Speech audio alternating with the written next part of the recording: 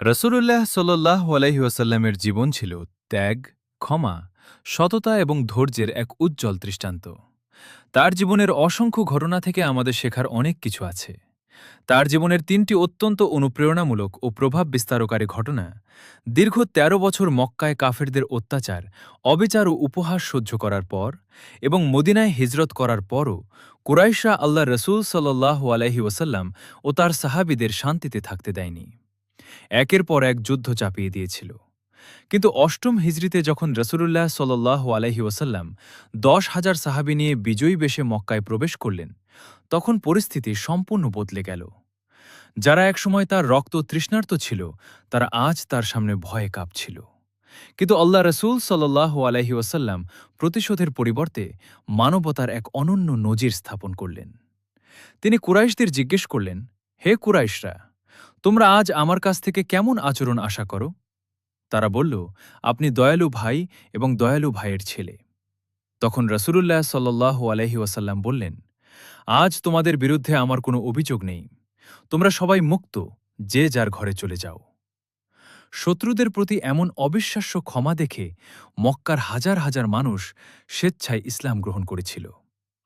তায়েফের ময়দানে অসীম ধৈর্য ও দয়া যেভাবে প্রমাণ দিয়েছেন, মক্কায় যখন ইসলামের দাওয়াত দেওয়া কঠিন হয়ে পড়ছিল, তখন রসুলুল্লাহ সাল্লাল্লাহু আলাইহি ওয়াসাল্লাম তার পালিত পুত্র জায়েদ রাদিয়াল্লাহু আনহুকে সাথে নিয়ে তায়েফবাসীকে ইসলামের দাওয়াত দিতে যান। কিন্তু তায়েফের নেতারা তার কথা তো শুনলই না, বরং শহরের দুষ্ট ছেলেদের তার পেছনে লেলিয়ে দিল। তারা আল্লাহ রসুল সাল্লাল্লাহু আলাইহি ওয়াসাল্লামকে লক্ষ্য করে পাথর ছুটতে লাগল। পাথরের আঘাতে তার পবিত্র শরীর রক্তাক্ত হয়ে গেল, জুতো মোবারক রক্তে জমে গেল। এক পর্যায়ে তিনি অজ্ঞান হয়ে পড়ে গেলেন। তখন পাহাড়ের দায়িত্বে থাকা ফেরেশতা এসে তাকে বললেন, হে আল্লাহ রসুল, আপনি অনুমতি দিলে আমি এই দুই পাশের পাহাড়কে একসাথে মিলিয়ে তায়েফের অবাধ্য জাতিকে ধ্বংস করে দেব। এমন চরম কষ্টের মুহূর্তেও দয়ার নবী সাল্লাল্লাহু আলাইহি ওয়াসাল্লাম কোনো অভিশাপ দেননি।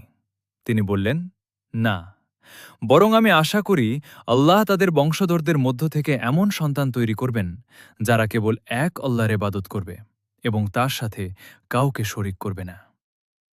আবার আর এক ঘটনায় মদিনার এক ইহুদি বৃদ্ধার ঘটনা।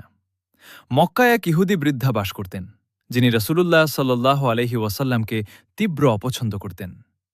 রসুলুল্লাহ সাল্লাল্লাহু আলাইহি ওয়াসাল্লাম যে পথ দিয়ে প্রতিদিন যাতায়াত করতেন, সেই পথে বৃদ্ধা প্রতিদিন কাঁটা বিছিয়ে রাখতেন, যাতে নবীজির পায়ে ফোটে।